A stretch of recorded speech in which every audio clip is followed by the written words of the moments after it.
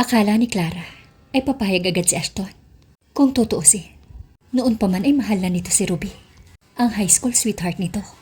Dati ay sinasamba niya ito mula sa malayo. At ngayon ay magkakaanak na sila. Hindi ba iyon talaga ang gusto nito? Sa halip, nanatiling tahimik si Ashton ng ilang segundo bago nagmatigas na tumanggi. Clara, 6 na taon na tayong kasal. Hindi ka magtatagal kung hindi mo mahal ang isang tao. Bahagyang ngumisi si Clara at sinabi, "Huwag kang makonsensya. Dapat maging masaya ka kasama si Ruby. Hindi ako gagawa ng eksena o magsasabi na kahit anong masama. At ang iyong mga kaibigan na sumasamba sa iyo at kay Ruby ay hindi magkakaroon ng anumang chismis na ikakalat. Please, pasensya ka na. Pinabayaan na kita nitong mga nakaraang araw. Pero wag muna nating pag-usapan ang tungkol sa diborsyo. Alam kong naiinis ka lang, Clara. Kaya hindi ka nakakapag-isip ng tama." Pagkatapos, ay mabilis na iniba ni Ashton ang usapan at sinabing kukuha siya ng makakain. Makalipas ang kalahating oras, bumalik ito na may dalang take-out. Sa isang sulyap, ay nakita ni Clara na ito ay isang mamantikang barbecue. Mga pagkain hindi healthy at maging ang pagkaing allergy siya. Noon pa man ay alam na niya na kailanman ay hindi ito nag-abala na alalahanin ang kanyang mga paborito. Ngunit ang realisasyon ay masakit pa rin. Tinabi ni Clara ang pagkain at sinabi, "Hindi ako nagugutom." Kumunot ang noo ni Ashton. Mabuti pa ang mga paborito ni Ruby. Naaalala mo? Alam mo bang hindi ako kumakain ng talong? Sa tuwing kumakain ako ng talong, namamanhid ang dila ko at namamaga ang labi ko. Muling namula ang mukha ni Ashton at mabilis siyang nag-alok ng iba nang bumukas ang pinto. At pumasok si Willie na may dalang termos. "Clara, kamusta ka na? Nagluto ako ng chicken soup para sa'yo. Dapat mo itong kainin habang mainit," sabi ni Willie habang inilalapag ang sopas. Mahusay na inalis ni Willie ang takip at inabot kay Clara ang isang kutsara. Ang nakakaaliw na aroma ng sopas ay pumunong sa silid.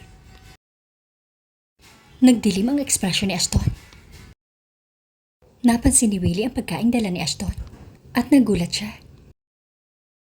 Maraming mga restaurant sa paligid ng ospital na may mga pagkaing angkop para sa pasyente. Ngunit bakit nagawa mong bumili ng mga bawal? Nakita ni Clara ang pagguyom ng mga kamao ni Ashton na tila pilit na pinipigilan ang galit. Pagkaraan ng ilang sandaling pagpipigil, nagsalita si Ashton sa mahina at nagbabantang boses. "Simula ngayon, ako na mismo ang magluluto para kay Clara. Hindi mo na kailangang makisali." Gayunpaman, hindi umatras si Willie. "Wala akong tiwala sa'yo. Inalagaan ko siya ng mabuti. Lumabas siya sa ospital na may perpektong kalusugan. At wala pang isang araw na kunan siya. Wala kang kredibilidad." Malalim na kumunot ang noo ni Ashton. "Si Clara ay asawa ko. Bakit napaka-attentive mo? Hindi mo pa naiintindihan kung paano panatilihin ang iyong distansya mula sa isang babaeng may asawa?" Hinampas ni Clara ang kutsara niya sa tray at sarkastikong nagsalita. "Talaga? Sa'yo talaga nanggaling yan? Sino ang mas wala sa linya? Tumutulong ka sa ibang tao para magkaroon ng sanggol sa pamamagitan ng IVF at hindi mo man lang napagtanto na lumalagpas ka na sa hangganan." Nanlaki ang mga mata ni Willie sa gulat nang sumulyap siya kay Ashton. Namula ang mukha ni Ashton na sandaling iyon. Lalabas na sana siya ng kwarto sa puntong iyon. Ngunit ngayon, nakaupo lang siya doon. Tahimik na namumula at nakatitig kay Willie hanggang sa tuluyang umalis. Kinabukasan, umuwi si Ashton at nagluto. Gayunpaman, nang bumalik siya sa ospital, naroon si Ruby. Halatang nagulat si Ashton habang nagtatanong, "Anong ginagawa mo dito?" Ngumiti si Ruby sa karaniwan niyang banayad ng ngiti. "Nagluto ako ng ilan sa mga paborito mong pagkain. Dahil matagal na kayong kasal ni Clara, sigurado akong mag-e-enjoy din siya sa mga ito. Di ba? Napatingin si Clara sa pagkain. Natiyak niya na ang lahat ay paboritong pagkain ni Ashton. Pero sa pagkakataong ito, mukhang hindi nasisiyahan si Ashton. Sa halip, parang awkward ito. Hindi bagay kay Clara ang mga pagkain ito. Dapat niya kainin ang dinala ko. Matipid na napangiti si Ruby nang makita ang pagkain dala ni Ashton. Clara, mukhang sentro ka ng atensyon kapag may sakit ka. Ash, hindi ba't sabi mo noon na ako lang ang ipagluluto mo? Ngayon gumagawa ka ng exception at nagluluto ka rin pala para kay Clara. Isang tahimik na ngiti ang pinakawala ni Clara. Nakita niya ang taktikang iyon ng napakaraming beses sa nakalipas na 2 taon. Noong una ay kinakain siya ng panibugho. Palagi siyang nasa gilid at balisa. Pero ngayon, nakita niyang nakakatuwala ang mga petty tricks na yun. Kung gusto niyong maglandian, pumunta kayo sa hotel. Ito ay isang ospital. Iwanan niyo ang may sakit na pasyente sa inyong kasuklam-suklam na laro. Sa sinabi ni Clara, nagmukhang masama si Ruby. Clara, bakit kailangan mong baluktutin ang relasyon namin ni Ashton?